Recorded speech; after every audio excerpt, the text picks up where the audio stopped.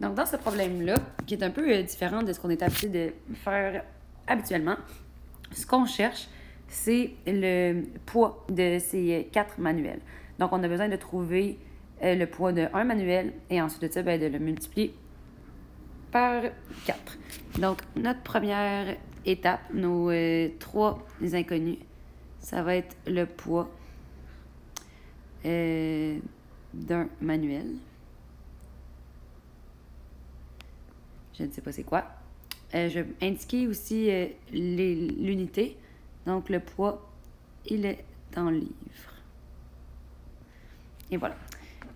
Après ça, je vais aller calculer, je vais chercher aussi le poids d'une tablette en livres.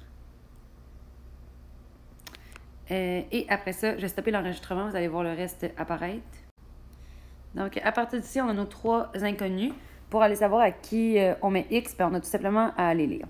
Donc, sachant que le coffre à crayon pèse 1 livre de moins qu'un manuel, ça veut dire que le coffre à crayon se base sur les manuels. Et le poids d'une tablette avec son étui correspond à 2 livres de plus que la moitié du poids d'un manuel. Donc, la tablette aussi se base sur le manuel. Ça veut dire qu'on va mettre le X à manuel. À partir de là, on va aller lire ici. Le coffre à crayon pèse 1 livre de moins qu'un manuel. Donc, le coffre à crayon, c'est 1 livre de moins. Donc, c'est X moins 1.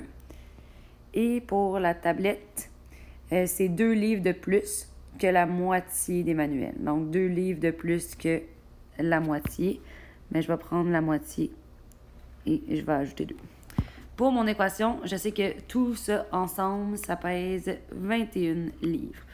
Mais là, faites attention, il ne faut pas juste faire « Hey, je vais additionner mon poids de manuel avec le poids de ma tablette, puis le poids de mon coffre à crayon, puis ensemble, ça fait 21. » Ça marcherait seulement si j'avais un manuel, une tablette, puis un coffre à crayon. Mais c'est pas vraiment le cas en ce moment. J'en ai 4 manuels, 2 tablettes, puis un coffre à crayon.